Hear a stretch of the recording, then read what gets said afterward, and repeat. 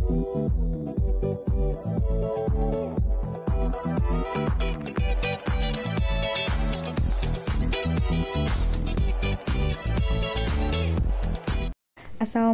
everyone, welcome back with me Alia Rika Anjani. So kali ini aku akan mereview Tanah Para Bandit e-booknya gitu. Tapi sebelum itu aku mau minta maaf dulu buat teman-teman yang udah nungguin dan udah komen ya di beberapa video aku akhir-akhir ini. Jadi aku baru sempat bikin video lagi sekarang karena ada beberapa kesibukan di dunia nyata gitu ya. Nah, sorry banget akan hal itu, tapi aku benar-benar niatin mulai dari sekarang harus tetap bisa gitu ya, nyeimbangin biar bisa terus bikin konten. Oke. Dan aku minta maaf karena dari kemarin belum upload konten-konten baru. Dan yang kedua minta maaf karena baru review Tanah Para Bandit setelah sebulan beli atau sebulan lebih gitu ya. Kayak nyebelin banget, aku juga kayak baru sempet baca gitu. Tapi kok teman-teman pasti udah pada baca nih. Mungkin ini review untuk apa ya? Untuk buat teman-teman yang belum baca aja, kayak mungkin aduh ini kayaknya nggak seru, atau yang stuck di bab-bab awal, jadi mungkin harus nonton video review ini biar kayak tertarik buat lanjutin baca sampai selesai gitu. Oke. Yang sebelum lanjut ke review Tanah Para Bandit, aku juga pengen bilang makasih banget buat teman-teman yang udah selalu support channel ini, karena beberapa hari lalu channel Alia Rika Anjani tembus 1000 subscriber. Bener-bener kayak gak pernah terpikirkan, tapi seneng banget dan semoga bisa terus meningkat, dan akunya juga makin semangat bikin konten tentang nulis, terelie, atau tentang pokoknya video-video menarik lainnya deh. Semoga makin sering gitu ya. Pokoknya thank you so much for all your support. Thank you. Oke, lanjut aja ke video Tanah Para Bandit. Intronya lama banget, sorry. Karena aku harus minta maaf dan say thank you untuk kalian. Oke, langsung aja. Sini yang pertama aku mau bacain notes aku, terus ada beberapa halaman yang aku tandain juga yang menurut aku amanatnya dapet banget gitu. Dan buat teman-teman yang pengen beli ebook Tanah Para Bandit, bisa klik link video aku unboxing ebook di sini.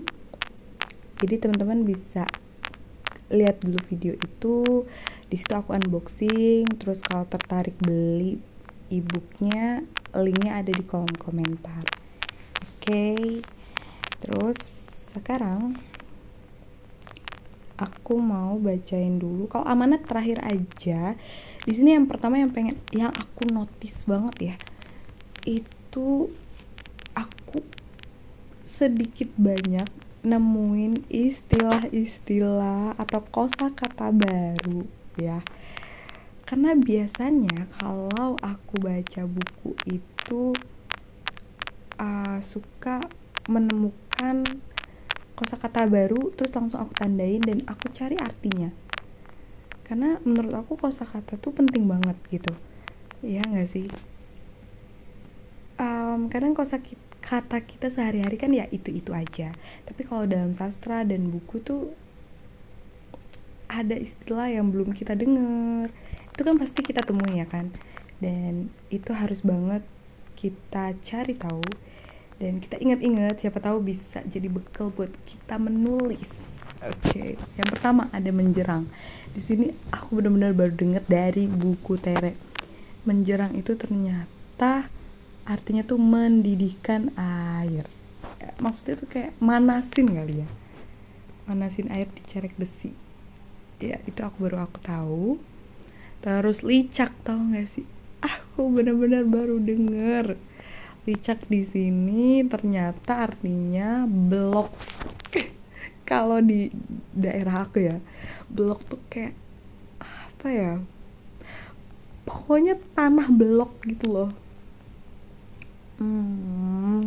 Kayak lumpur yang kena air itu kan lengket gitu kan. Nah itu blok gitu. Dan itu licak gitu. Ya mungkin kalau ditaruh blok di sini tuh kayak nggak nggak sastra banget gitu kali ya. Jadi ya harus pakai licak gitu. Terus di sini atap sirap. Nah, mungkin ini jenis ya, bukan suatu kosakata, tapi kayak jenis atap yang mungkin ya aku nggak tahu karena aku tidak pernah memikirkan jenis-jenis atap. Jadi di sini jenis atap sirap ini jenis atap yang bagus. Jadi dia atapnya tuh kayak tipis tapi bisa menahan panas, dingin. Jadi rumahnya tuh adem mungkin kali ya rasanya. Jadi ini atap ini aku baca sih kayak lebih bagus daripada genteng, asbes gitu. Gitulah, mohon maaf ya kalau misalkan ada yang salah. Tapi sejauh yang aku pahamin dari bacaan Google itu kayak gitu. Terus kondekturnya ini aku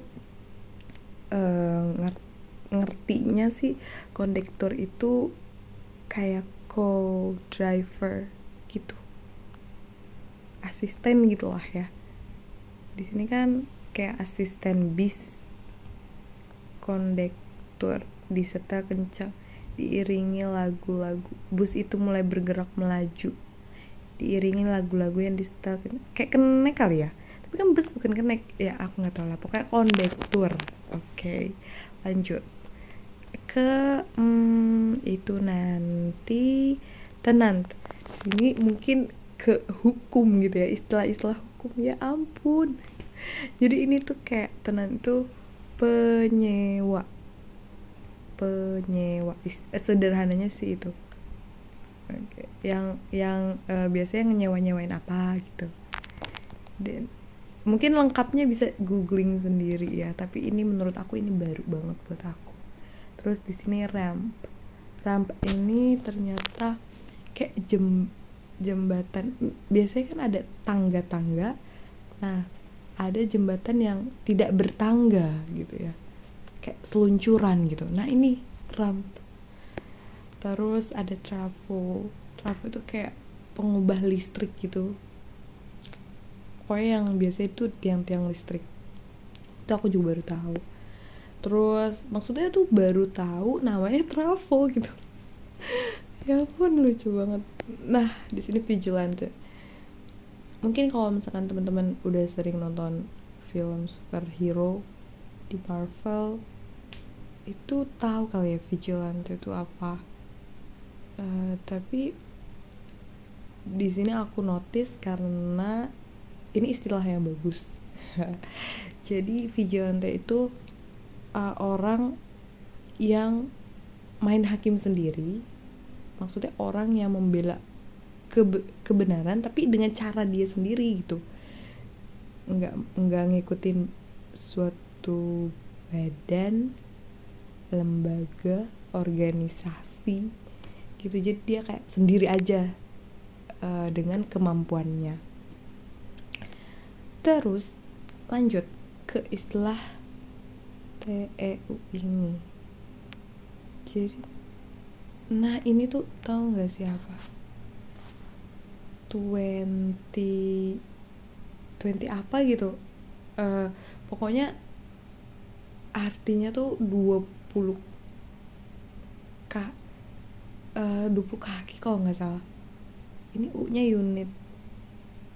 Pokoknya kayak kontainer gitu ya, kontainer yang panjangnya 20, nggak tahu 20 kaki, pokoknya kontainer gitu. Jadi ini aku baru tahu ini si TEU ini ukuran intinya. Oke. Terus selanjutnya ada perjanjian ekstradisi. Ini aku baru dengar. Mungkin karena aku juga jarang baca artikel tentang politik atau diplomasi, jadi aku baru menemukan gitu ya. Jadi perjanjian ekstradisi ini tuh perjanjian kayak buat negara, buat nemuin buronan di negeri orang lain. Kalau di sini kisahnya sih di Singapura ya. Pokoknya kalian bakal ngerti tentang perjanjian ekstradisi ini setelah baca ini, atau kalian bisa cari sendiri di Google. Tapi sederhananya ini perjanjian yang bisa ngebantu pemerintah negara asal untuk mencari buronan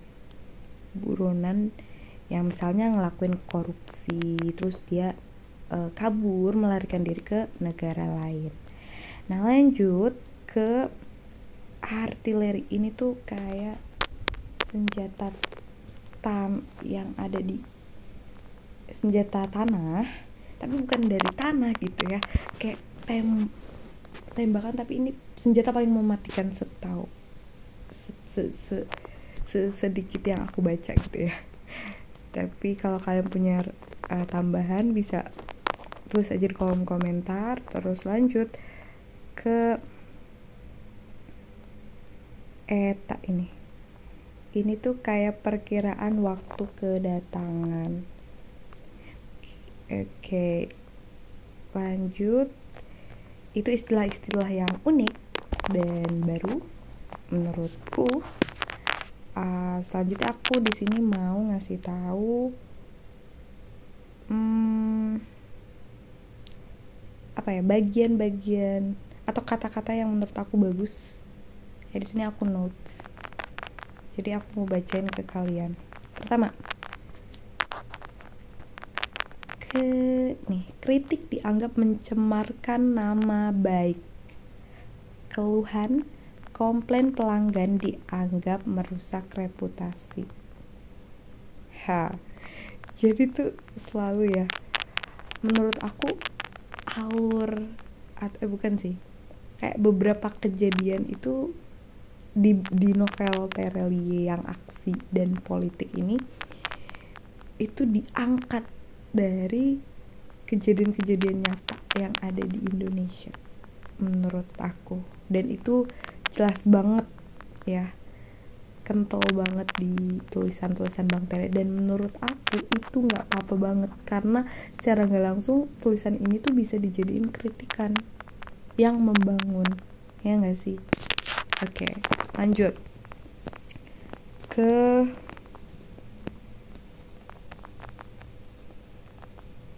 di sini Bang Tere bilang nih, tada, berani banget. Dunia gelap ini, polisi-polisi jahat, jaksa-jaksa yang bisa disuap, hakim-hakim yang bisa dibeli, bukan hanya mereka masalah di dunia. Wow. Oke. Kalian simpulkan sendiri. Di sini tuh bener-bener politik, ekonomi, aksi bercampur semua di tanah para bandit. Bandit tuh orang yang jahat, ya kan? Nah, lanjut ke sini. Ada, kau masih membutuhkan waktu bertahun-tahun berlatih agar siap menghadapi keluarga shadow economy.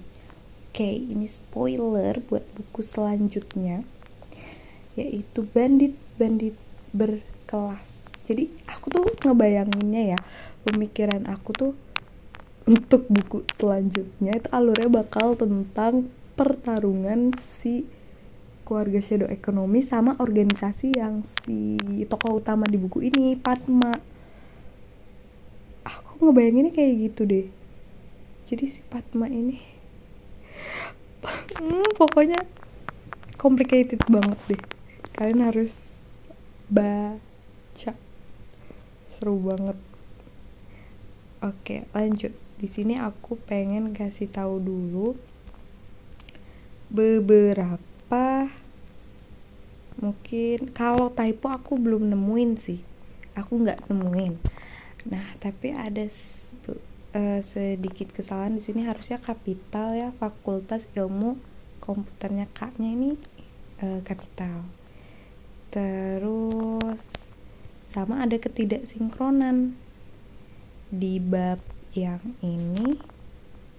Bang Tere tuh bilang nulis gitu, tidak ada yang sempat memerhatikan sungai. Itu pukul 1 dini hari. Jadi si Padma ini keluar di sungai gitu jam 1. Sedangkan di part selanjutnya di sini dia udah keluar dari si sungai itu dan tiba di kosannya. Tiba di sana pukul 1 dini hari. Ya, itu sangat tidak tidak sesuai gitu menurut aku. Terus udah sih, itu aja sejauh ini. Dan lanjut kita ke amanat. Amanat di sini Bang Tere bilang, ya, kau harus tahu Padma bukan tumbuhan tadi yang paling mematikan di dunia. Nah, tapi apa? Tembakau, tumbuhan itu jauh lebih mematikan. Ya, itu bagus banget menurut aku. Abu Syik pergi. Nah, di sini amanat buat seorang murid menurutku. Sebagai gurumu, aku sangat bangga melihatmu, Padma. Kau adalah murid yang tidak hanya patuh menurut gitu ya, tapi juga gigih dan tabah. Ya, itu menurut aku bagus. Amanatnya dapet. Terus di sini tentang menjadi mahasiswa. Aku hanya ingin belajar, menambah ilmu, menyerap pengetahuan sebanyak mungkin. Aku tidak membutuhkan ijazah, nilai, apalagi pengakuan. Betapa hebatnya bisa kuliah di sana. Aku bisa masuk sembarang kelas yang ingin aku datangi, duduk di dalamnya, mengikuti kuliah. Itu mudah, cukup berpenampilan sebagai mahasiswa, tidak mencolok, maka kelas apapun bisa aku ikuti. Ya, ini sih yang teguran buat para mahasiswa. Oke. Kita lanjut ke bertahan hidup. Di sini tertulis, ini lebih amanat ke kerja, pantang menyerah, ya nggak sih? Jadi manisku tidak bisa digunakan lagi, terlalu sakit untuk dihantamkan, tinggal 2 jari, telunjuk dan jari tengah. Tapi dia tetap kayak nonjokin keramik pipa. Pokoknya kalian harus beton keras itu merekah. Bayangin pakai tangan sampai berdarah-darah. Ini aku sampai ngeri sendiri tahu bacanya, beneran. Seniman brilian. Di sini aku bener-bener kayak wow, kalau dijadiin film wow gitu. Dan bisa gitu, berpeluang novel ini jadiin film aksi. Di sini jadi si Padma itu ngubah wajahnya tuh jadi Najwa, seorang wartawan yang terkenal berani. Keren banget sih sumpah. Dan gak ada.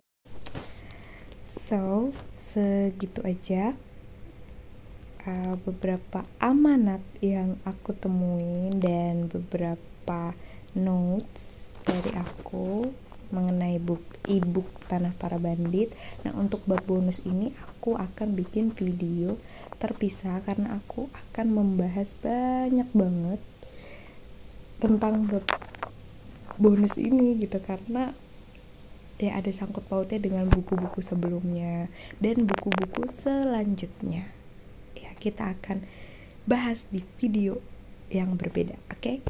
So, semoga membantu review Tanah Para Bandit aku.